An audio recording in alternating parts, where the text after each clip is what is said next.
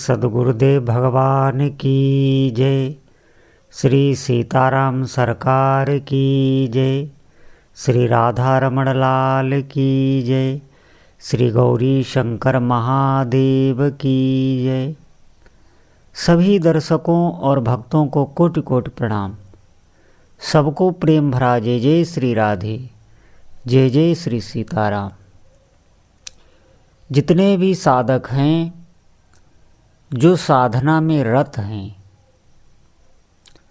जिन्होंने अपना मन बना लिया है कि ये जो हमें जीवन मिला है इसे व्यर्थ नहीं जाने देना है, जिनकी समझ में आ गया है, जिन पर भगवान की विशेष कृपा हो गई है, बहुत आप ध्यान से सुनेंगे। देखिए, साधना हमारी तभी प्रारंभ होती है जब संसार में हमें दुख का अनुभव होता है। देखिए, जो साधक होंगे उन्हीं को दुख का अनुभव होगा, प्रायः आप देखेंगे, क्योंकि उनकी बुद्धि तीक्ष्ण होती है। एक संसारी विषयी बद्ध जीव की तरह उनकी बुद्धि नहीं होती। नीर क्षीर का विवेक होता है। सत्य क्या है, असत्य क्या है, इसका उन्हें बहुत ठीक ठीक ज्ञान रहता है। और इसीलिए वो हर परिस्थिति में आगे बढ़ते हैं, कहीं भी वो फंसते नहीं हैं।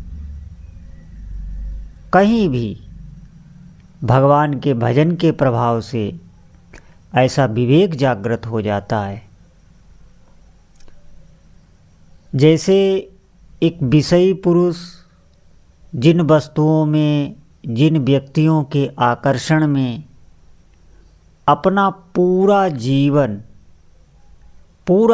बिता देता है, बार बार उसे दुख मिलता है, प्रभु की तरफ से भी प्रेरणा आती है कि वो भजन में लगे, भगवान की शरण में हो,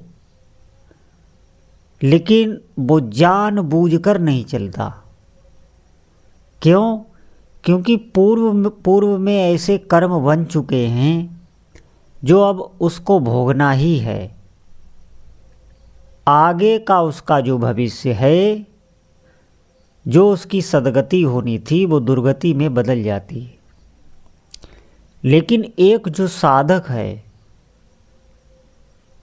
जो हर संसार की क्रिया को तर्क बुद्धि से देखता है, संसार की क्रिया को तर्क बुद्धि से देखता है, ध्यान रखना, भगवान के विषय में, अध्यात्म के विषय में वो ज़्यादा तर्क नहीं रखता।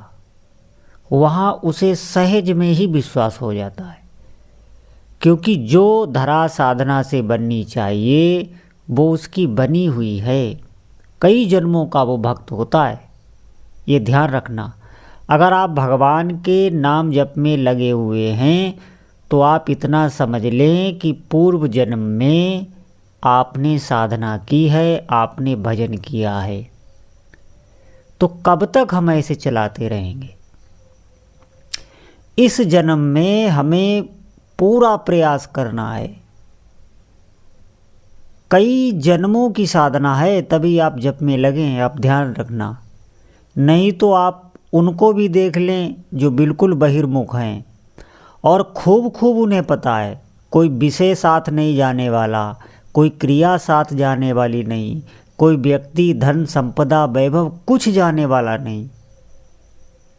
अभी थोड़ा कुछ हो जाए तो व्यक्ति, आप देखेंगे कैसे उसका शरीर छूटने लगता है। छोटी छोटी बातों में शरीर छूट जाता है और ये उसे पता ही नहीं है कि कितना अमूल्य समय है जिसमें हमें भगवान का चिंतन कर लेना चाहिए, ऐसे संस्कार बना लेने चाहिए जो हमारे आगे काम आए। ये ध्यान रखना, ये भजन ही साथ देने वाला है और इस जगत का कुछ भी साथ देने वाला नहीं। आप सभी कार्य कीजिए, सबके मन की कीजिए, लेकिन अपना मन प्रभु को दे दीजिए, बस आपका जीवन सफल हो जाएगा। भगवान में केवल मन ही लगाना है और कुछ नहीं। वो भी प्रारंभ में मन लगाने के लिए नहीं कहा गया, केवल जीव को ही लगाना है। बाकी आप खूब अपने घर परिवार संसार को बनाइए, खूब मेहनत कीजिए।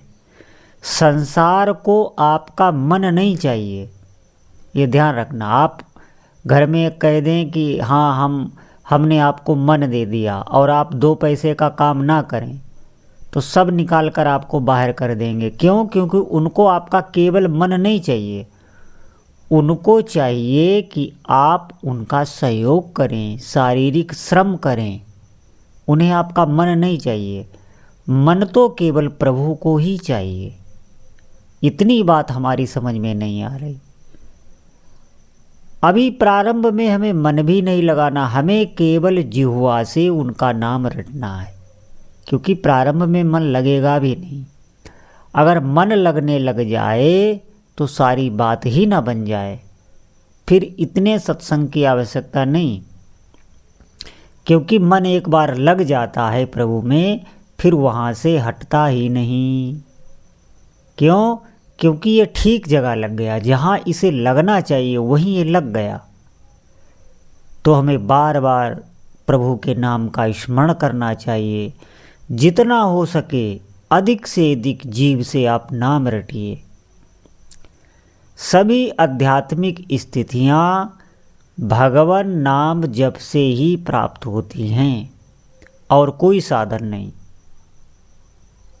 इसका हमें ज्ञान होना चाहिए कि हमारे लिए सिर्फ नाम जप ही साधन है।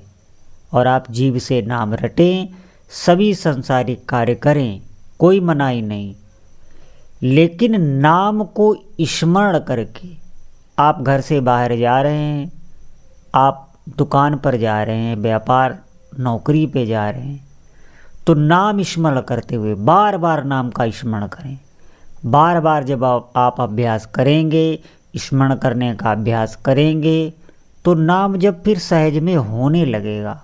और जब नाम जब होने लगता है तो फिर वो अपनी सामर्थ्य दिखाता है। आप निश्चित मानिए आप निहाल हो जाएंगे। भगवान नाम जप से बड़ी कोई साधना नहीं। इसलिए हमारा बार बार यही कहना है, जितने भी साधक सुन रहे हैं, समय को व्यर्थ ना कीजिए। अभी हमने जितना जीवन जिया है, उस जीवन से हमें अनुभव निकाल लेना चाहिए कि हमने जो भोग भोगे, हमने जो रिश्ते बनाए, हमने जो भी अभी तक किया, उसमें हमें क्या मिला, हमारे मन की क्या स्थिति है, हमारे अंतःकरण की क्या स्थिति है। क्या हम पूर्ण संतुष्ट हो गए? बिल्कुल नहीं। आप ध्यान रखें, जब तक जीवन में भजन नहीं है तब तक किसी भी व्यक्ति को सुख नहीं मिल सकता। इस बात को आप याद करें, चिंतन करें इस बात का, और अधिक से अधिक अपनी जीव को नाम जप कराएं, बार बार इसे अभ्यास कराएं, अधिक से अधिक नाम जप करें। तो आप देखेंगे इसी जीवन में आपको इसी शरीर से आनंद का अनुभव होगा। आप बहुत सुख में हो जाएंगे।